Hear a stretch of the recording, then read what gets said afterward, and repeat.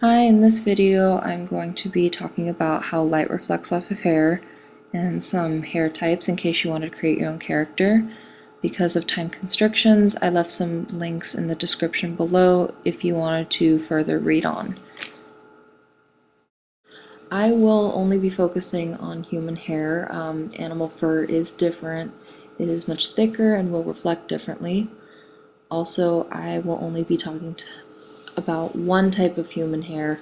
There are three types: vellus, intermediate, and terminal hairs.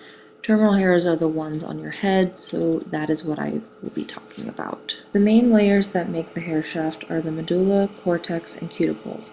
Our attention will mainly be on the cuticles, yet the cortex does also play a role. The cuticles are the outermost layer that are almost like scales wrapping around the cortex.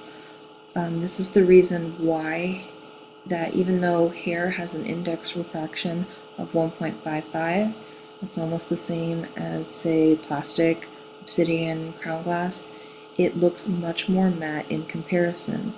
The many angles the light bounces off of creates a diffuse lighting. As seen, the light travels in varied directions because of how the cuticle lays.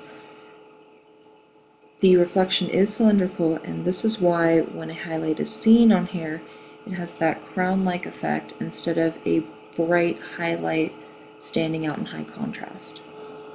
The cuticles affect the reflected light even more so than the whole strand itself.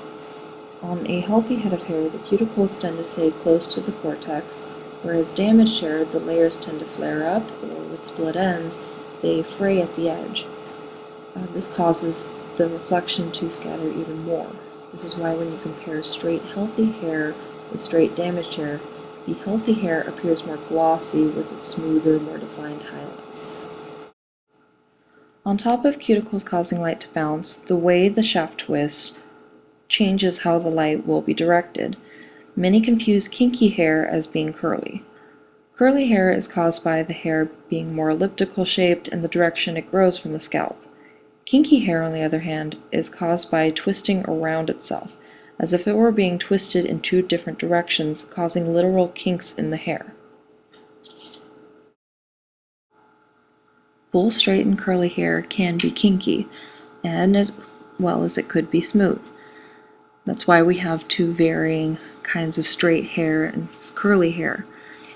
And say in the example of smooth curly hair, we see bolder highlights rather than on kinky curly hair, where again the light has more angles to bounce on. Going back to what I briefly mentioned before, how curly the hair is determined by how elliptical the shape is and the direction it grows from the scalp. The more elliptical and the more parallel to the scalp, the more tight the curl will be. Usually your hair is determined by what you inherit from your ethnic background. There are exceptions to this. Examples would be mutant genes, medications of some sort, and other such. But the main categories for ethnic hair types is Asian hair, Caucasian hair, and African hair. Asian hair is the thickest of the three. It is the roundest and grows perpendicular from the scalp, and although it is the thickest, it has the lowest density. It is typically coarse and straight. African hair is slightly denser than Asian hair. It usually has the more extreme oval shape and grows parallel to the scalp, twisting around itself. So we usually see spiral coiled hair. Caucasian hair has the highest density, but in terms of shape and angle, it is in between Asian and African. It is the thinnest and is slightly less round than Asian hair. It also grows at an oblique angle from the scalp, which is why there are so many reoccurring variants of straight, wavy, and curly hair. And yes, not all hair types fall into these categories. Unfortunately, the three aforementioned are the ones people mainly focus on.